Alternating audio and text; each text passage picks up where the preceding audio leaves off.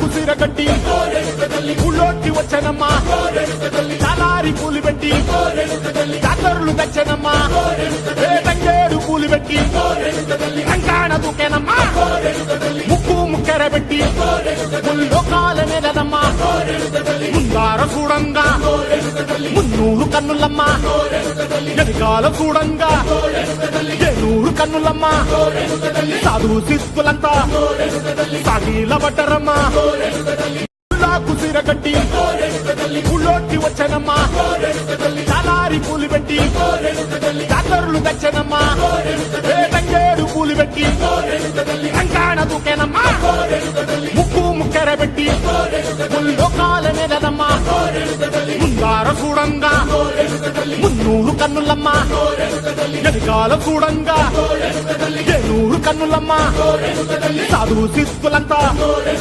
సాగిల పడ్డరమ్మా కుసిర కట్టి గుళ్ళోకి వచ్చనమ్మా చాలారి పూలు పెట్టి జాతరులు తెచ్చనమ్మా తంగేడు పూలు పెట్టి కంకాణ దూకేనమ్మా ముక్కు ముక్కెర పెట్టి ముల్లోకాల నెలనమ్మా ముందార చూడంగా మున్నూరు కన్నులమ్మా ఎనకాల చూడంగా ఏనూరు కన్నులమ్మా సాధువు శిస్తులంతా సాగిల పడ్డరమ్మా కుసిర కట్టి గుళ్ళోకి వచ్చనమ్మా చాలారి పూలు పెట్టి జాతరులు తెచ్చనమ్మా తంగేడు పూలు పెట్టి కంకాణ దూకేనమ్మా పడమరవీధి గంగనమ్మ జాతర మహోత్సవంలో భాగంగా మరి ఈ రోజు భక్తులు అధిక సంఖ్యలో మేళల్లోకి రావడం జరుగుతుంది.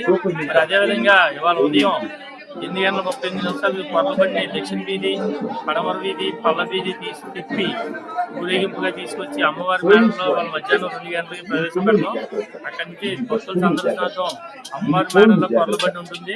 కావున భక్తులందరూ గమనించి అమ్మవారిని అలాగే కొర్లబండిని దర్శించాలని కోరుకుంటున్నాం. మరి అదేవిధంగా రేపు తెల్లవారుజామున 2:48 మహాకుంభం అనేది స్టార్ట్ అవుతుంది కాబట్టి భక్తులందరూ కూడా 3 గంటలగాంచి కుంభం వేయడానికి రావాల్సిందిగా కోరుకుంటాం. అలాగే రాత్రి 8 గంటలతో కుంభం వేయడం అనేది ఆఫ్ చేస్తాం. అక్కడి నుంచి దర్శనం కూడా ఉండదు.